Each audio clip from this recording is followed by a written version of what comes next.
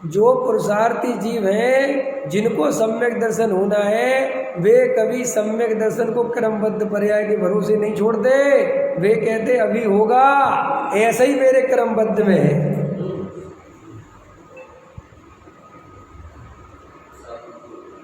उछलता मेरा पौरुष आज, ये बाबूजी का है ना।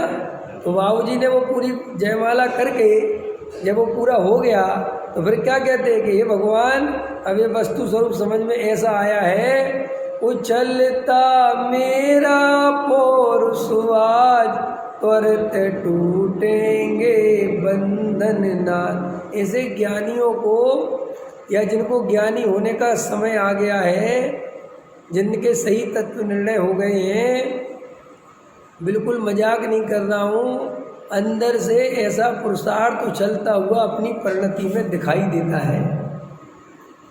ज्ञानी बाहर में कुछ नहीं बताता किसी को कि मेरा पुरुषार्थ उछल रहा है, अंदर में बिल्कुल उछलता हुआ दिखाई देता है। अब वो पुरुषार्थ कैसे उछलता है, इसके लिए कोई उदाहरण दूं क्या?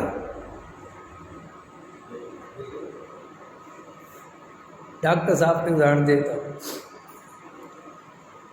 दादा कहते हैं कि एक लड़का की सगाई हो गई, ठीक है, एक लड़के की सगाई हो गई, और जिस गांव में बारात जा रही थी उसी गांव में सगाई हुई है उसकी, और उसकी शादी 2 महीने बाद है, ठीक है, और वो भी उसी बारात में जा रहा है, और उसे पता है कि वो लड़की वहाँ आएगी, वो सहेली आए ना उसकी, वो तो आएगी वहाँ।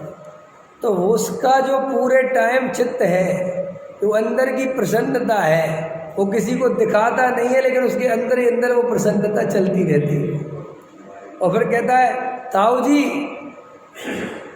कढ़ाई रख दूँ, ताऊ जी ये सामान रख दूँ, ताऊ जी रख। उसके बोलने में उत्साह है, तो कोई सोचता कि इसे बड़ा उत्साह आ रहा, उत्साह काहे से आ रहा है उसे, है कि वहाँ वो लड़की मिलेगी, और उसी का कुनबे की मान के चलो शादी है, काम भी कर रहा है, तो अत्यंत प्रसन्न होकर करता है। ऐसे ही ज्ञानी को अपने त्रिकाली ध्रुव से मिलने का जो आनंद है, उसकी परिणति ऐसी उछलती है कि देव साज गुरु की भक्ति स्वाध्याय उसको ऐसा आनंद देता है, ऐसा आनंद देता है कि ये सब मार्ग मुझे ज्ञान की मिलने की ओर अग्रसर करते हैं।